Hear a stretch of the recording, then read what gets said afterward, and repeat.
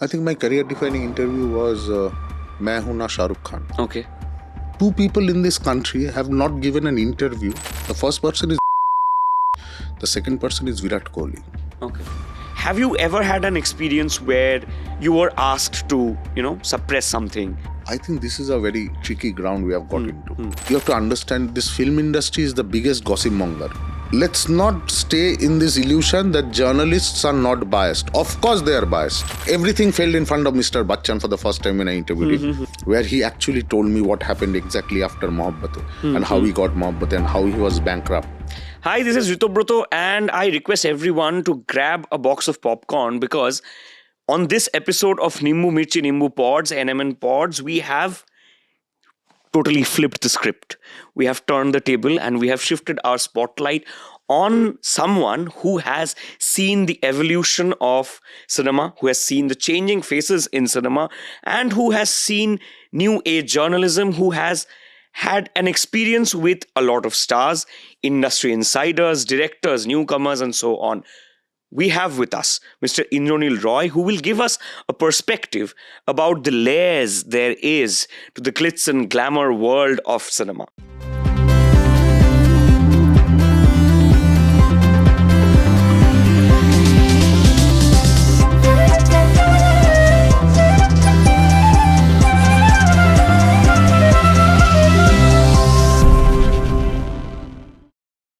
So, Indranil, since you're here with us, I'm sure a lot of our audience members are wondering, when do we get an insight on the insides of the industry and when do we get to listen to... But this is, the tables have turned. The tables have turned, For correct. 20 years, I have been where you are today.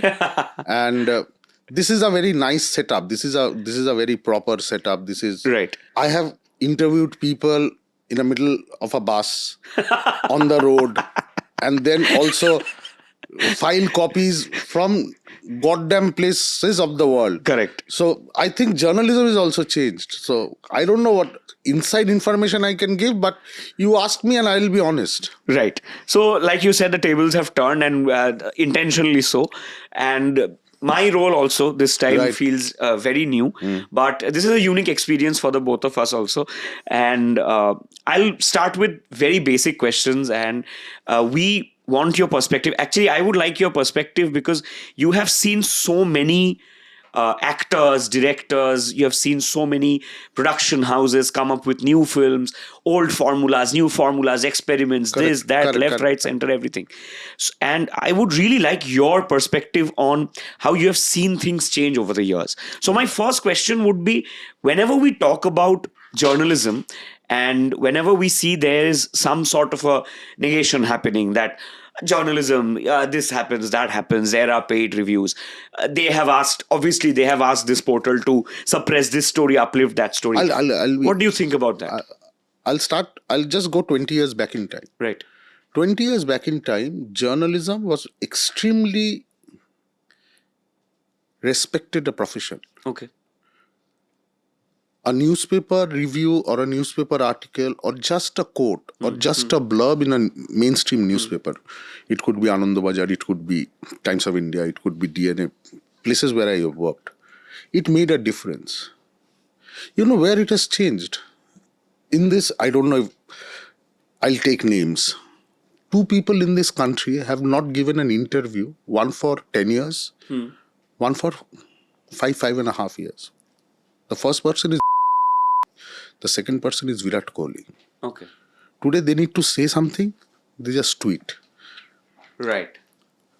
Today I know of a director or I know of a phase in life where if I break a story or if Anand Plus at that time, Anand Bazar broke a story, the next morning somebody from Times of India, Priyanka Das Gupta or Zinia Sen or Ruman Ganguly would be trying to one-upmanship with me.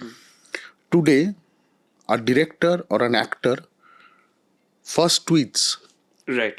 And then the media incessantly calls him up. And then he picks and chooses. The tables have turned so much. Before, the media was picking and choosing. Today, the celeb is picking and choosing. I think social media is the biggest cause. And then also, not because there has been a democratization of ideas, but social media also gives an perspective. Earlier, if I just wrote something, you did not know of my bias. You did not know of who I was friendly with. Correct. Today, social media gives you that balance. If you are writing against somebody, so you're You're in this campaign. You're in so and so's friend. Correct. This is not only accusation. They will prove it with a tweet or a photograph. Correct. So your credibility as a journalist then comes down. So you have to be doubly sure of what you write. I think a lot of us at that time got away also. Today it is very difficult. Very difficult. Today it is very difficult, and journalism was all about getting your trust, because nobody trusts a journalist. Nobody does. Even in drawing room conversations, there would always be a guard. Line. There would be a guard.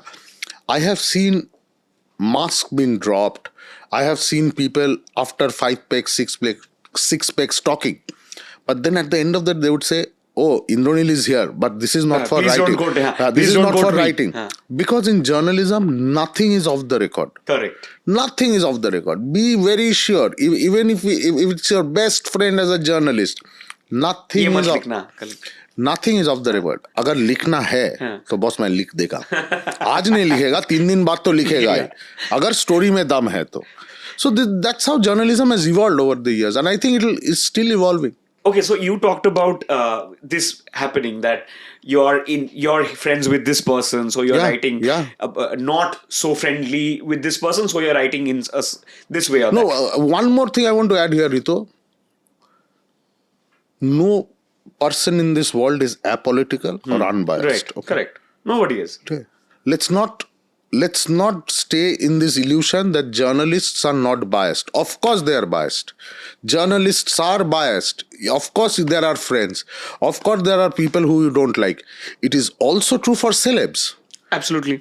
Celebs would also give the best interview to a journalist with whom he or she is friendly with. Correct. So we have this huge ivory tower. A journalist is supposed to be biased. No. Nobody has given you in writing that journalists. Of course there are bias.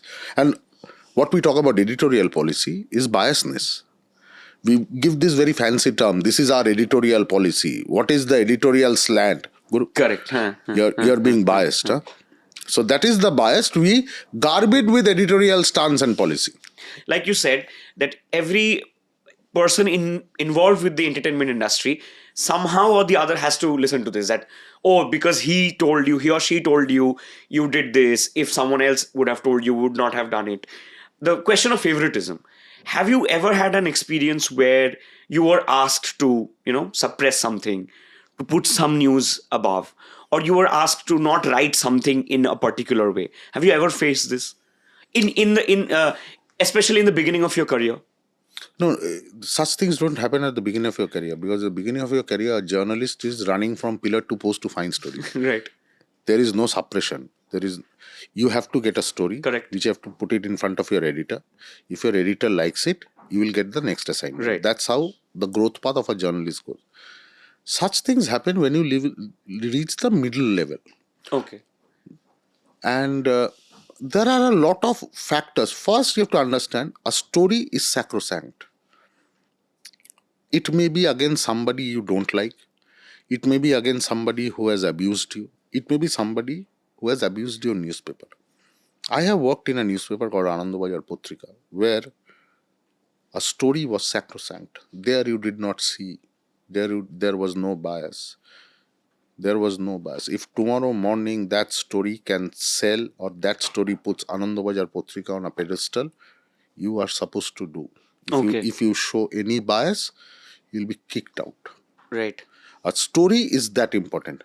But of course, I don't know if it was suppression, but of course there are stories where this story will take another 10 days to mature.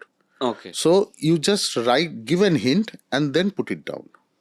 But of course, it goes on. Somebody is very friendly, and then you realize, you talk to people who work as house helps, you talk to people on the streets, you have a cup of chai, and you understand, oh, this is something that is getting bigger. It is something you give that report to your editor. If the editor also gets it from his network, you play up the story. Of course, that playing up is there. But the story has to have value. You cannot play up just anything. You cannot play. You will be caught. You will be caught. So now I would like to take you back on the social media issue. Like everybody is now a film critic with social media, and everybody is giving reviews. Like you said in the very beginning, which I absolutely agree to, that a film review in a newspaper had so much value. It mattered so much. Now everybody is giving a review. Yeah. How do you see this as a person who has seen so much evolution of cinema, of the newspaper, news media, tabloids, digital portals? And what do you think lies ahead of this? I think this is a very tricky ground we have got into. I have been a journalist for 20 years. In my entire career, I only did one review. And that was because the pages were going and it was that urgency. The reason why I did not was I was told by my editors that if you are doing active reporting, you cannot review a film. Why? If there is active reporting, if I am reporting about you, or if I am reporting about, say, a Kaushik Ganguly, if I am reporting about a Srijit Mukherjee, and then I am seen in a party, there is going to be an element of bias. Right. A reporter who is on the street doing unpleasant stories cannot review a film. It becomes a very tricky. What will you write? I write something against you. Say you're a big name. Tomorrow you don't give me stories. You stop that channel. My reporting goes for a toss. Oh, okay. So there were dedicated reviewers who only reviewed. Just film reviews. Right? They did not do trade stories. They did not do breaking news stories. They were doing reviews. But today, everybody does reviews, as you say. I think you have to take it with a pinch of salt and you have to accept it, but a basic criteria is needed. You need to have years of little journalism. You need to have years of knowing people to review a film. Today, anything goes, and anything goes for views. Correct. But there are people who have not done active journalism and you still hear them. And you understand their knowledge of cinema is also very good. I keep that in mind. But then they are in a minority. Most of it is hit and run. And a dangerous trend that I see today as a PR professional myself, you have to be very honest, stars and directors, they don't like criticisms. Okay. They don't like criticisms, period. If anybody is saying, I like criticism, you can criticize my film in a very honest way, I will be more than receptive, nothing happens. Most like makers don't like. No. Nobody. They will be very upfront and say, no, you can criticize. They don't like. They don't like. They will not tell you in your face. But today the dangerous trend that I see is even big stars, they want positive reviews. Yeah. On that Friday or on that premiere day night, everybody wants to hear good things. Yeah, obviously. And that's where the ego massaging comes, and today some reviewers have also fallen into that, who know which side of their bread is buttered. Correct. Okay. Today, and you have to understand, this film industry is the biggest gossip monger. It is not journalist. A show ends at South City. On that South City parking, there is traffic and you are going down and down and down. Half the industry is bitching about your film. Okay. Somebody's car is ahead of you. As an active journalist, I have got messages. The film is not good. Picture bakwas hai. One car is your car, one car is somebody else's car. All messages are coming. And my standard reply was, where are you? Just getting out of South City. So, that is the nature. A journalist, if you are intelligent, will manipulate that. And know exactly what is happening. Correct. So the best reviews are given not by journalists, they are given by industry insiders and fellow directors and actors. Now shifting a bit of focus to your work life, has there been an interview which is still very close to you in terms of it was a career defining moment for you? I think my career-defining interview was Main Hoon Na Shah Rukh Khan. Okay. And I was with Cineblitz then. And you see that poster, you see that Shah Rukh wearing a cardigan and just holding this. Yeah. That was the poster shoot at Mehboob Studios. Atul Kasbekar was shooting. I was a cub reporter. Cub reporter is someone who just starts off journalism and then you're accompanied by a senior editor. Okay. So I take you along and introduce you to Shah Rukh and say that this is Rito and he's doing it. I think that interview, I asked a few questions. Okay. Which Shah Rukh liked, and till date I have interviewed him around 32 times. That interview for me, I got a very small, I shared the byline with somebody, but I think people understood that these questions are not the senior reporter's questions, but a new guy is doing. And that was career defining for me. That Shah Rukh interview of Main Hoon Na was career defining. One example of one of the questions. I don't remember the questions anymore. But on the lines of what? On the lines of why Farah Khan? Okay. And there was Farah Khan sitting. There was Farah Okay. Khan sitting, and I saw Shah Rukh showed a few glimpses, and there was this actor called Zayed Khan. Zayed Khan, yeah. And Shah Rukh said, "Why don't you ask anything about Zayed Khan?" And I had the temerity to tell Shah Rukh, "You're the biggest star. Why should I talk about Zayed Khan to you?" I think if you are honest, you be honest. You be honest. I think that was a career-defining interview. Look, this is a cat and mouse game that happens when you're interviewing. First, you need to just make the other person comfortable. You make it comfortable. You make it comfortable. You make it comfortable. You massage the ego. And then you slip in that question, which you know is the headline. So this is a very tricky. It will come to you once you start questioning. Correct. And when Shah Rukh was getting into, we have shot in Darjeeling and Baman is so much, and Baman is doing this, and then there is Farah doing all her nautank in the set, and I just slipped in, "Sir, I want to ask you one question. People talk about your sexuality, and there is so much gossip around it." And he just looked at me. We were doing this at his vanity van. He just told me, "Arey, tu ye puch liya mere ko?" And my senior was Minnie Phillips. She's today in Australia. "Minnie, ये बंदा पूछ लिया question, हाँ, तू समझाया था इसको."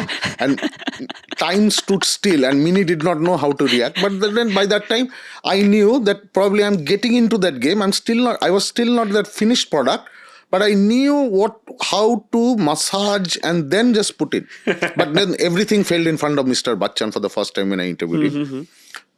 I've interviewed him several times, and there is this interview. I think it's there still in the Anandabajar records, where he actually told me what happened exactly after Mohabbatein and how he got Mohabbatein and how he was bankrupt. And I told him, this is in the realm of speculation. Please make it clear to Anandabajar Patrika readers what exactly happened that morning. He said, I had dinner with Jaya Bachchan and Abhishek. And I told him I have no money. I could not sleep that night. I woke up at 6 o'clock. It's there on Anandabajar records. And when he's telling me, I know there is a person inside a journalist which says, you did it. And he said, I got up at morning, 6 o'clock. I walked down to Yash Chopra. The watchman just froze, seeing me at 6 o'clock. He opened the door and I told Yashji, give me a role. I have no work. These are life-altering conversations where when everybody is down, we all have such moments in life. Correct. I have returned to that interview and I've told myself, if it can happen to Amitabh Bachchan, it can happen to anybody. I don't know if anybody knows this Shubhankar Banerjee, who is a very high official at Hotstar. He used to assist Sanjay Leela Bhansali. Sanjay Leela Bhansali is a maverick. He will give you 5 minutes time. And in that 5 minutes, if you cannot impress him, there's somebody who is standing at the wings and just say that your interview is done. Shubhankar Banerjee gave me some glimpses about how Sanjay Leela Bhansali's father had this old cassette and he used to like his drink. And when he was leaving, or 2-3 days before he died, Sanjay Leela Bhansali went and kept that cassette and that drink. It was, I'm not taking the name of the drink, it was a It was a rum drink. On his father's pillow. I went to interview him for Bajirao Mastani. 3-4 questions. And he said, Mr. Bhansali, are you a very emotional man? No. I just show my emotions on cinema. I said, no, you're lying. Somebody told me very close to you that you had done this with your father. That moment, I knew the dam has opened. So you have to find that question, because anyways a celebrity has a inbuilt dictaphone themselves, okay, within themselves. There is an inbuilt dictaphone. Sir, what is your role? Sir, what is your role? Sir, what was the preparation? Sir, what fun did you have on the sets?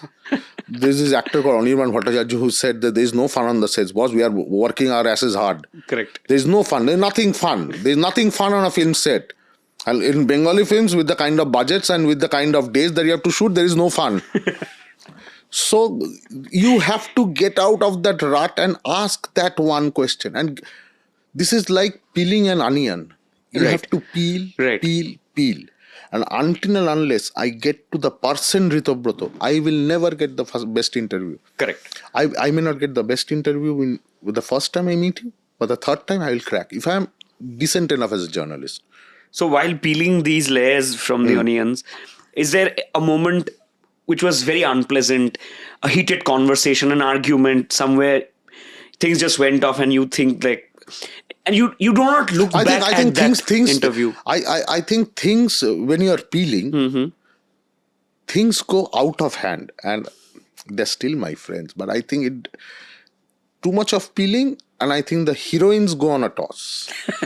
I think heroines, and you know that we are talking, and you know there is this affair thing going, and you know, and you just peel, or you just give a reference of a fellow heroine, and it is not the same interview anymore. all of a sudden, the interview becomes very curt, and the interview like, okay, Indra, I need to leave. Ar kota proshno bolo na. So you know that this interview is not planned, but with others, I think. But then some of them are very sporting. Some of them take it in their chin. Some of them give a hook. I mean, I'm Srijit Mukherjee. If you ask him, I loved interviewing Srijit Mukherjee all these years. Srijit Mukherjee would give you half volleys. You could ask questions. You put a half volley in front of him, he would smash you out of the stadium. That is the fun of an interview. This is like I have always felt interviews like acting and a table tennis match. If I give you the ball, so this happens. Kaushik Ganguly will get into a tangent. Kaushik Ganguly will give you wisdom. But then, I don't want to name, there are actors, there are directors, you give them a great question. They will give such a lame reply. In your mind, the dictaphone is already switched. You know that this is not to be transcribed. This is rubbish happening. And then to get them back on track, by that time, you lose your interest. But there are stars. I mean, there are stars like Deepika, Ranbir Kapoor. Outstanding as interview. Outstanding. So this question is also from my personal perspective, that since you have seen so many different stories unfold in front of your eyes, you've seen so many people resorting to so many different mediums, film, web series, audio, so much. Now there is a surge where the word entertainment industry and entertaining artists or entertainment artists, this phrase has changed altogether. Correct. I think it has changed more so because of Instagram and Reels. Absolutely. Because of social media. We cannot deny that social media has contributed a lot to it. How do you see entertainment artists being true to their professions? I think entertainment artist is a bigger umbrella term. I think actors will survive. Right, this is what I wanted to ask you. Yeah. Actors, Ritobroto will survive. Actors will get the plum roles. The best director will go to artists. Because in Instagram, when you scroll, it is how deep is my cleavage, and then there is the next, and then you scroll down, and then there is a deeper cleavage, and then then you scroll down, and then there is only cleavage. So there is a vicious circle that one day will anyway stop. But no director in their right senses will be looking at them and casting in a meaningful role. That will never happen. That will never happen. That will never happen. That will never happen. And this, what do you want to say about this surge of this new media coverage culture where there is so much focus on everything that the artist is not doing, or we do not But know? then why blame the media? Here I will. This is what I wanted to Why know. blame the media? I have a perspective also, but I want to. I want to hear your perspective, but why blame the media? I did not know what Amitabh Bachchan did on a Sunday. Correct. All my life, I did not know what Deepika Padukone did on her holidays. Media is the one who is giving me photos. Media is the one who is telling me who is coming for dinner. Media is the one who is telling me what food is there when Karan Johar is invited. You are giving me fodder, then I will eat. Of course, then I will make you my fodder. Correct. This is like you have got onto a hungry tiger. Okay. The problem is one day the tiger will also be hungry, na? Correct. What will you do? So, the celebs have given the fodder, the media will of course lap it up. I did not have in my time. But if I was there, I would have done the same thing. Correct. So the whole perception has changed altogether. But this is a very interesting perspective, like you're saying, that actors will survive. Absolutely. Actors, real talent will survive. Real talent will survive, boss. It will always be that case. You see that with music, you see that with theatre. Everywhere. It may take time. It may take time. Or sometimes you may not achieve what you wanted to achieve. That is also something called what everybody in Bombay says, ye char ungli ka ek to khel hai. So this is where everything will decide, but then real talent and actors will have a better chance. You may have momentary fame. You may have a fame like some influencer. But then my whole point is that I see this on social media handles. Influencers write their influencers. If you have to write you're an influencer, then you miss the point, boss. If I'm influencing, I will not go to town and say I'm an influencer. Correct. So, and from the perspective of someone who has been involved with every in and out of the, I wouldn't just say industry, I would say the process of filmmaking. You have been involved with the process of filmmaking, film ideation, the selling of a film, how well it is doing in the box office. So many aspects are there. Correct. What would your advice be to the up and coming generation of people who are genuinely interested in the whole craft of how a film or how an industry is surviving? What would you like to say to this?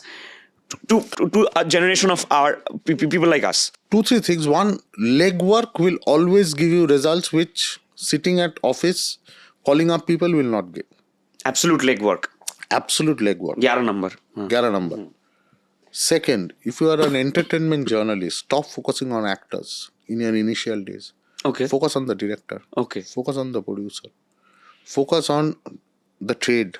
Focus on an impa.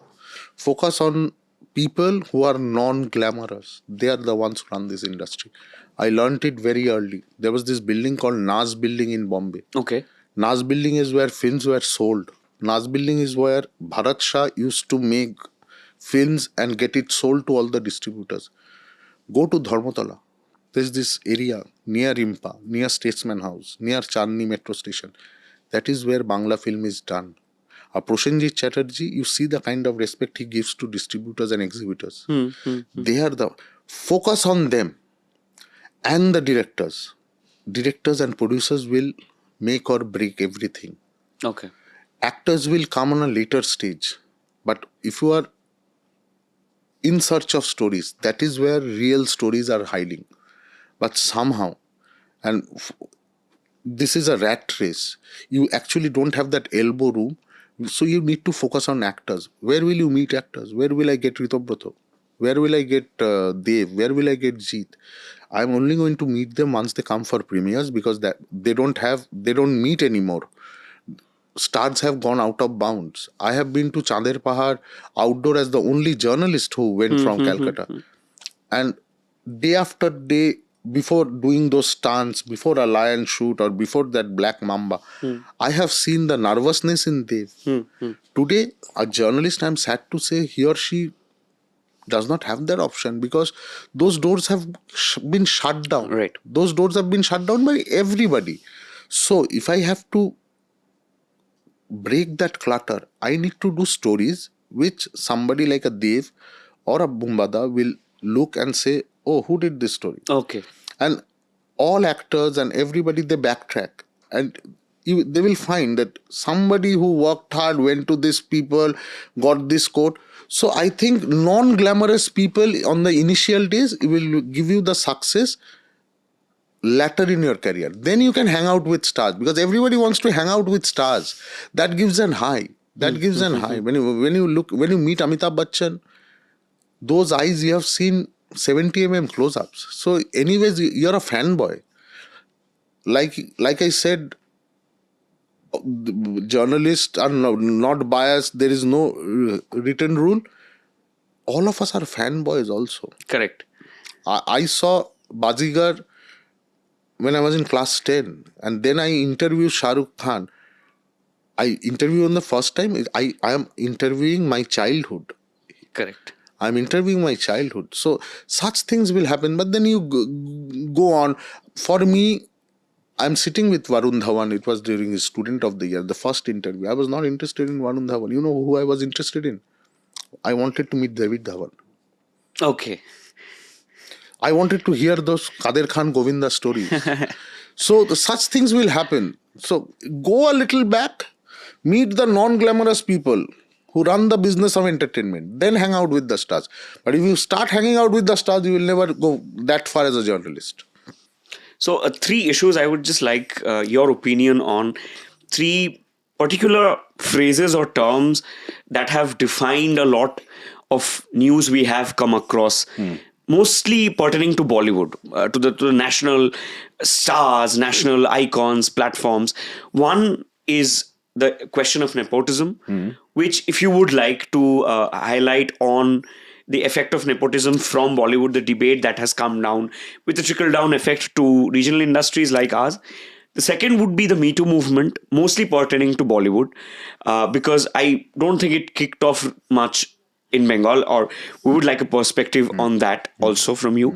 And the third would obviously be the burning question of drug use. So let's start with nepotism and then we'll go to the I think issues. Nepotism, the question has there are two sides. Right. When people watched Kahona Pyara, nobody talked about nepotism. Okay. He was Rakesh Roshan's son. His grandfather was Roshan, the music director. He was very capable. He became a superstar. Okay. If you talk about Anil Kapoor, going back in time, Anil Kapoor's father was Raj Kapoor's friend and a very big producer who later made films and did not succeed. Nobody spoke about nepotism. When Deepika Padukone made her debut in Om Shanti Om, yeah. nobody spoke about she being Prakash Padukone's daughter, or everybody spoke about it in a good, positive light. Or when Farhan Akhtar made Dil Chahta Hai, Right. India was just amazed with the kind of visuals and the kind of storytelling. I think the debate today has become a bit enraging because of people like, if I can, I will not be taking names, but then there are some less deserving actors today, less deserving actors who are getting into this film industry primarily because of their parents. Okay. Without the kind of struggle that is there. I mean, you look at what Kangna says, you look at what the reference that Karthik Aryan makes. Right. There is a lot of struggle. There is a lot of struggle on the streets of Andheri. There is a lot of struggle on the streets of Lokhandwala. A lot of struggles outside Film City and on those dingy rooms where 5-6 people stay. That cannot be ignored. That cannot be ignored. Just because you are somebody else's son and daughter. Also, of course, you will get an advantage. Right. Of course, it is nobody's fault that so and so is somebody's daughter. Absolutely. Or so and so is somebody's son. Or they chose that profession. But ultimately, it boils down to talent. Right. Otherwise, Rohan Gavaskar would have been bigger than Sachin Tendulkar. Right. Also, do you also think because of the deserving factor, also, is it not also because of the number of news media houses coming up, social media, people's interest in struggle stories, people's interests in nepotism stories? It is a very interesting question. All of a sudden, if you're a struggle story, If you have a good struggle story. if it's a good struggle story, it is being sold or it is being consumed more and Absolutely. with glee. And all of a sudden, in the last 10 years, of course, there has been a anti-Bollywood theme in social media, especially X or previously Twitter. So when you see somebody from that nepotism angle, that has also gained ground, where a Ayushman Khurrana story becomes more popular than, say, a Bandra boys story. Right. In that light, what would you like to say about the film Archies? I think social media has been divided completely. I think social media was not divided. I think social media was only one side. It was anti-Archies. Really, I actually saw one side of the social media were like, just look at it, don't be so judgmental, just have a I'm talking about pre-release No, time. if your argument, I take your argument on face value. Did the show work? Did the film work? It did not. It did not garner the numbers. No. I mean, the kind of hate that those actors got, it was not funny. And I don't know if they can ever make a comeback again. Or somebody may, Amitabh Bachchan may can come back, but it will be very difficult for others to make a comeback after the kind of backlash that they have got. And today, in the era of Panchayat, a Panchayat story will appeal more, because such stories that you talk about Archies or the Nepo kids, India is not between Bandra and Juhu. India starts where Borivali ends. So I think those stories will always have more traction than an Archies. This is my personal. Of course, I would be delighted to do a Suhana Khan interview as a journalist. We are keeping one eye on her father. That if I write something good about Suhana Khan, then I'll also get a Shah Rukh Khan interview. So that is where the media manipulation comes in. Otherwise, I think nobody in their senses, if they were not their father's son or daughter, that film wouldn't have been made. Right. And taking you up on the Me Too issue, do you think things have got the way interviews used to happen, the way conduct used to take place in the industry overall has changed a bit post the Me Too movement? The Me Too movement, I think it never trickled down to journalists or in the media. I mean, if it was there in the film industry, it was there in every industry. It was just a phase of around 8 months where this Me Too movement just started. It went on. It was more of a mudslinging. It was more of, oh, she or he is also involved in Me Too. By that time, that boiled down and the curve was plateauing or it was coming down. I think the issue watered down and it never came to the media. I mean, today, no journalist thought twice before interviewing that he or she has with Me Too. I think it never affected the media. Of course, there are Me Too incidents in media. Okay. There are Me Too incidents in media. There are prominent editors who have been accused by media, who have been accused in the Me Too movement, and very big names based out of Delhi, some based out of Bombay. But overall, in the media scope of things, I think Me Too movement did not have much traction. What have you seen about the drug use problem in the national spectrum? Because this has been on a debate on the social media or in the general public opinion. What about that? So, Ritu, I think it is also in the realm of speculation because people want to know what these stars do once they're in their homes. Okay.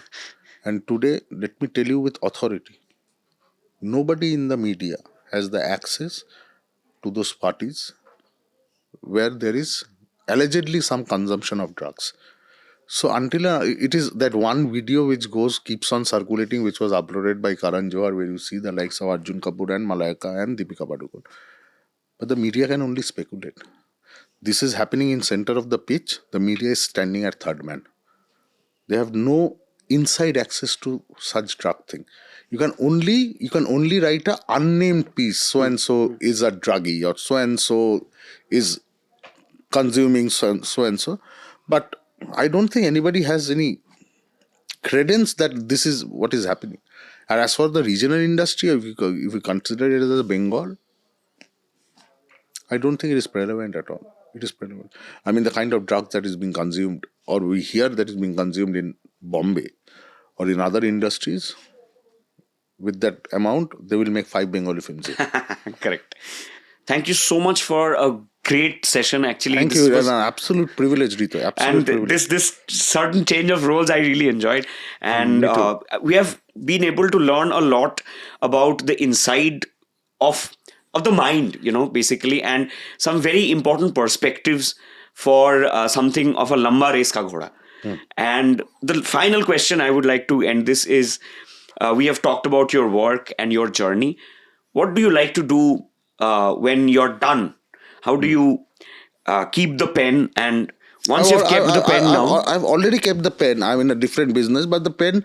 after business is done, Once in a while, I still want to write. Once in a while, I write on Facebook today, and there is enough traction. But then life's good. It's been a part of a journey. It's been a part of a lovely journey where I met people.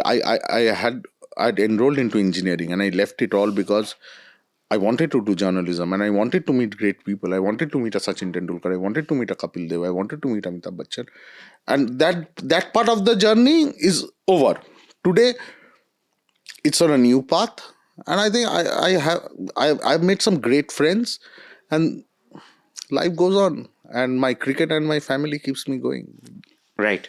Thank you so much for joining us. Thank you, Rita. An absolute privilege. Thank you. Film journalism is much more than writing reviews or just writing stories. And this episode with Mr. Indranil Roy has taught us that it is about stories, it is about interacting with people, it is about telling stories about real life people. We thank Mr. Indranil Roy for giving us such an important perspective. And he has been an articulate observer in this whole dynamic where faces have changed. The language of cinema has changed so much. And with this insightful episode, we are really, really looking at a different tapestry in the art of cinema. For more episodes, for more stories, you need to come back. Stay tuned.